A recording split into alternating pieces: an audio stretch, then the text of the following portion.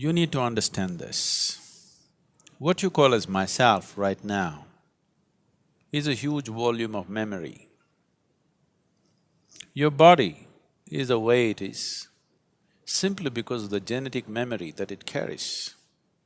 You have your mother's nose, your father's complexion and something else, your grandfather's something else, simply because what you call as your body is a complex amalgamation of memory. A very ancient memory lives in your body. What you call as my mind is 100% memory right now. So you are a huge heap of memory in many ways.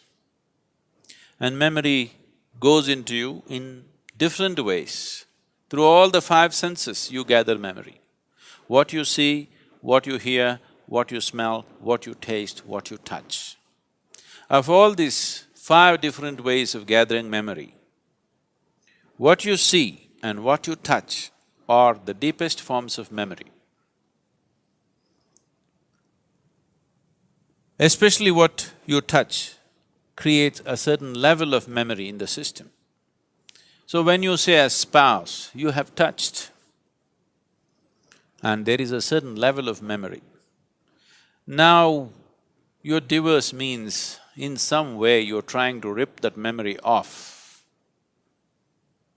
and that's not going to be easy for various reasons. But at the same time, the very fact that you're going through your divorce means you want to be finished with that memory in some way. Maybe not erase that memory, but someone who was a spouse, someone who was in many ways a part of your life, slowly, for whatever reason, you have begun to experience them as a baggage that you're unwilling to carry. So, you want to keep the baggage aside, but you find the baggage is not something that you voluntarily carry, it is something that compulsively sticks to you. So when whatever sticks to you compulsively, if you try to rip it off, there will be pain. See if you can get rid of your mother from your system. You will see it's impossible. So similarly, memory has built up about your spouse, you can't just get rid of it just like that. If you do it, even mentally, psychologically, if you're equipped to do it, you will still see the whole system will go through a certain level of suffering invariably. Even if emotionally, psychologically you're in a balanced state that you can deal with it, the system will go through a certain process.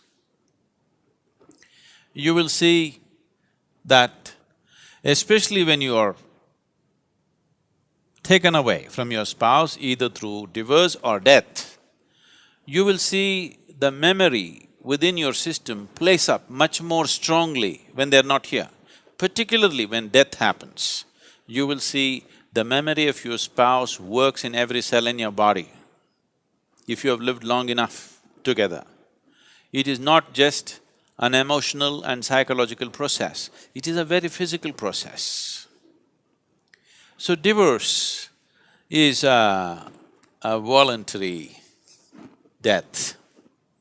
You have decided to kill something that is a part of you in some way.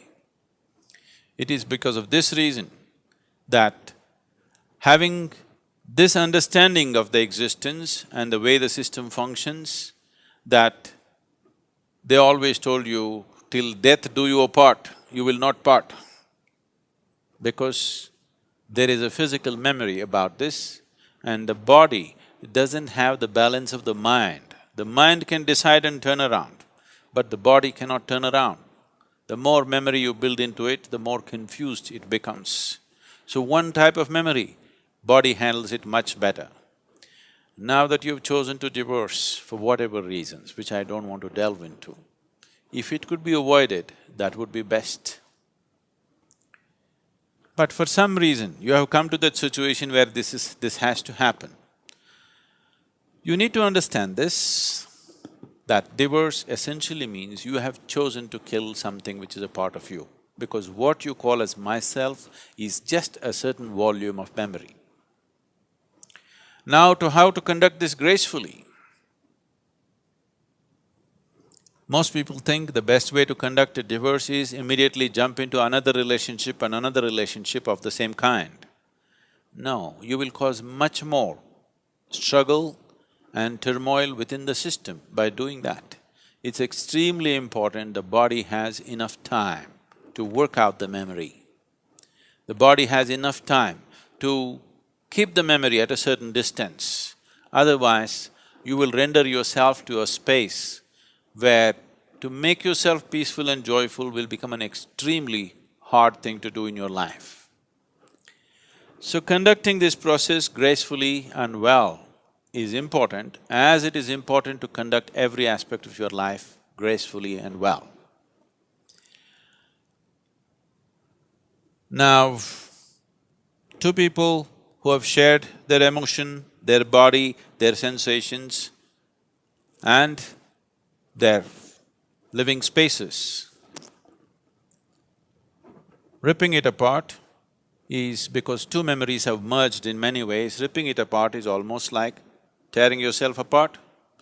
Even though you might have begun to almost come to a place where you can't stand the person anymore, still it hurts. Simply because you are trying to rip out a memory which is you, because you are a bundle of memory.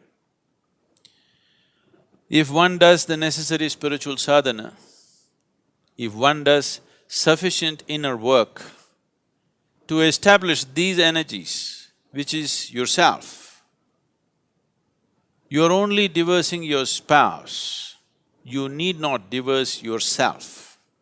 But you need to understand this, you have already divorced yourself, you're quite divorced from your own self.